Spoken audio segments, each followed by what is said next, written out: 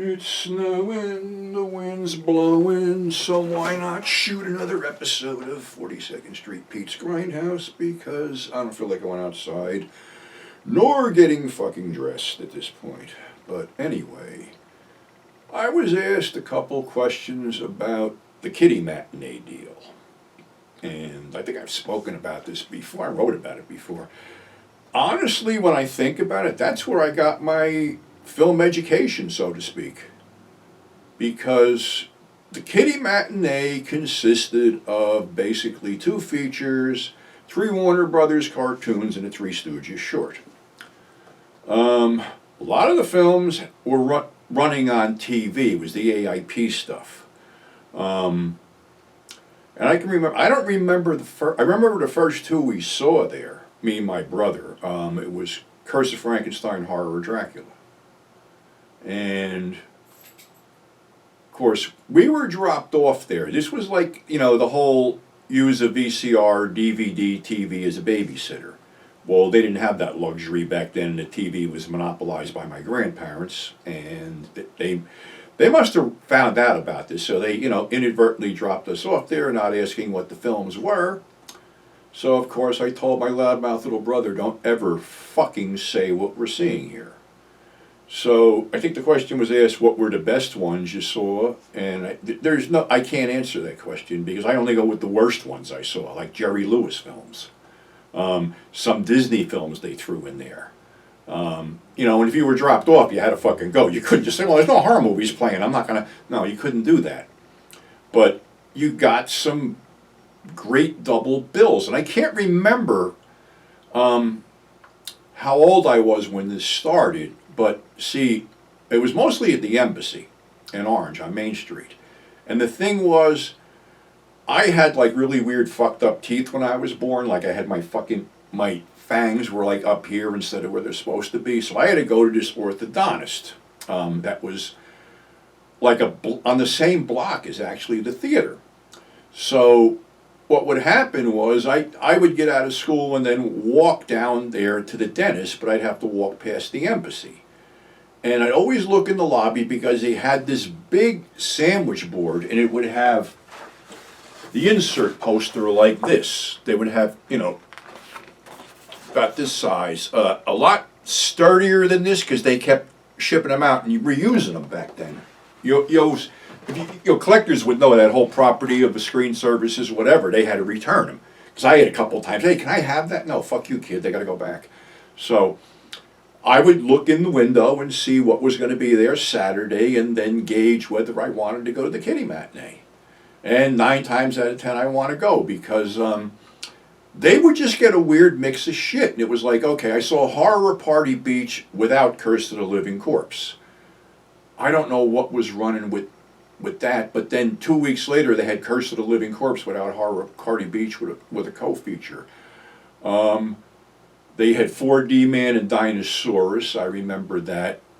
They had the Beach Party movies, How to Stuff a Wild Bikini and Beach Blanket Bingo and Muscle Beach Party all paired up. Those were always double billed, and it's like, yeah, okay, you're hitting that age when you're, I don't know, when you hit puberty, 12? I fucking forget, but, now you're seeing hot chicks instead of monsters, and it's like, okay, this is cool shit too. Then next week it's 2 fucking Jerry Lewis movies. So, and then, other thing too is they just throw some westerns in there that were like really fucking out of hand. Like, I know I saw Rio Conchos there, and Rio Conchos is nuts. And I saw Young Fury, and that's basically a juvenile delinquent western that's pretty fucking violent and bloody. Creature from the Black Lagoon and Return of the Creature on a double bill. They get, it was, I don't know who was booking this, but like, 1 month you'd have like the Mole People and the Monolith Monsters. Then It Came from Outer Space in flat, not 3D.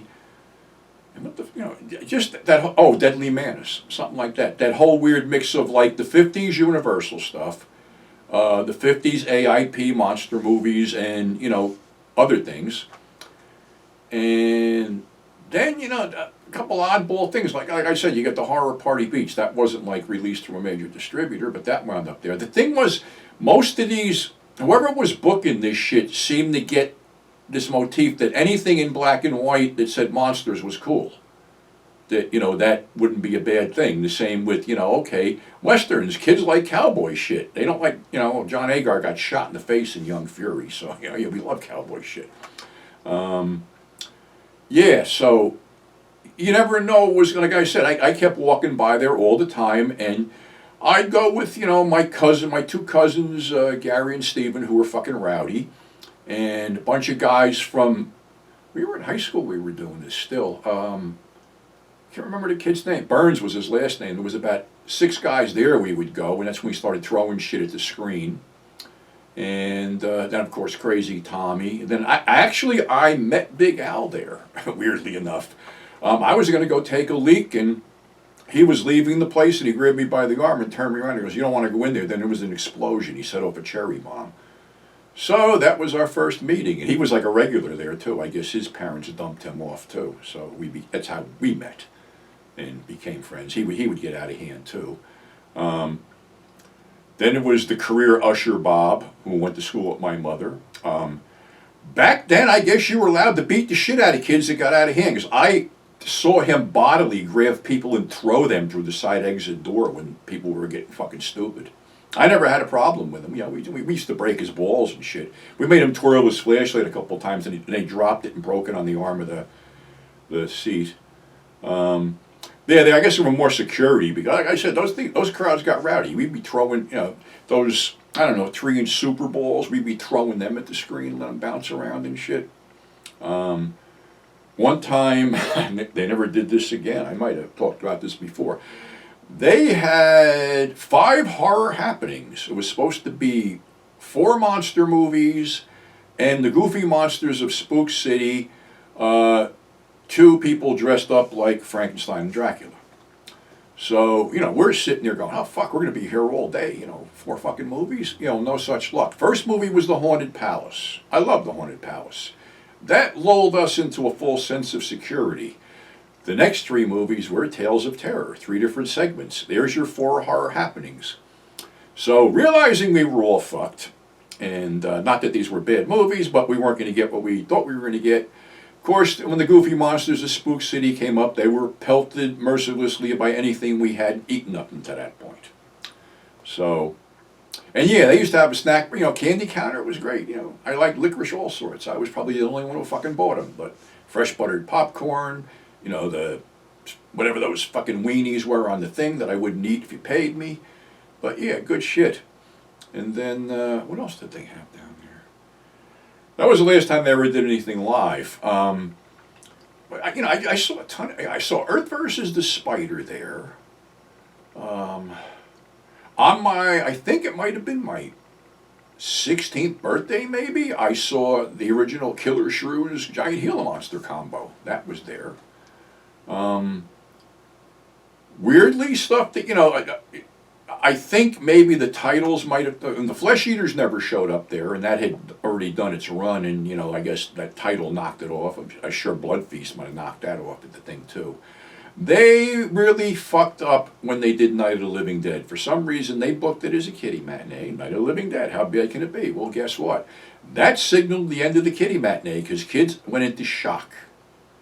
That was the whole deal. That killed it off effectively. They didn't have any more after that.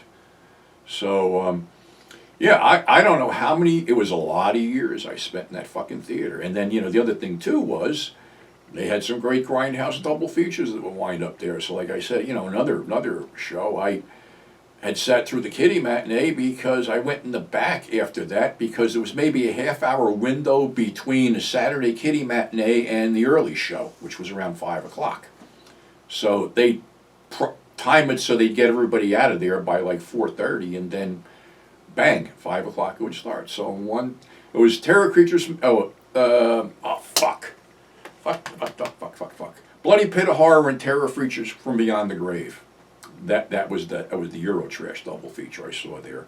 And then I saw, shitload of other movies there. Dead Heat on a Merry-Go-Round, Wild Bunch. I'd go down there and see regular movies. After they dumped the kiddie matinee, it became like, your inner city grindhouse. Spaghetti westerns were down there, all kinds of other stuff. So I was always loyal. I think, and other places had this stuff too, but nobody had the programming that they fucking had. It was just great shit. And then I think the last double bill I saw down there was Shanghai Joe and the Killer Dragon, because all of a sudden the balcony was closed off.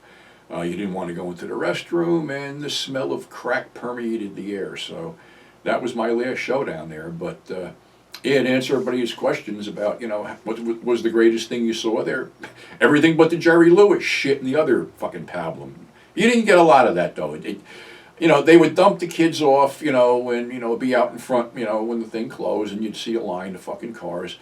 I got to the point where I must have been like 14. I was taking the bus because I didn't want to go with my fucking brother. He was a pain in the ass. But I'd meet up with people down there, and we'd have fun. And the other thing too was, even though a lot of these movies had run on TV, you always got the commercial interruptus, and it was always missing something. So here, basically, unless you were doing something fucking stupid, you got to see the whole thing intact, which was cool too, on a big screen. And that was the whole beauty of it, which people don't understand, is a lot of these places had panoramic big fucking screens, and to see this shit, this old 50s stuff, which some people poo-poo off now. But to see all the Corman stuff down there, and the Post stuff down there, and just on that huge fucking screen, it was awesome. And I unfortunately never been able to duplicate that experience, even with a 60-inch TV or whatever. So, it's just one of those things that I really and truly miss, because you just can't fucking recreate that type of thing. It was just that cool. So. I can get misty here, but yeah, there's your answer. Kidde matinees, they were great. And most of the stuff, had probably run in a grindhouse to begin with, because all that AIP stuff, I'm sure that ran on a double bill all over 42nd Street. I'm sure it did. I see, and every once in a while you see a little pop-up of an old black and white photograph, and you see the thing in the background, and you see the year or whatever. So I'm sure they all ran the gauntlet over there too. So. All right, that's our show for today. Shout out to thefuseboxshow.com. Still got the magazine up for sale, www.42ndstreetpete.net. I'm too lazy to hold up a copy because it's late in the afternoon. I'm stoned. It's fucking cold. And everybody stay safe. Thanks for subscribing. Thanks for tuning in. And we will catch you on the flip side.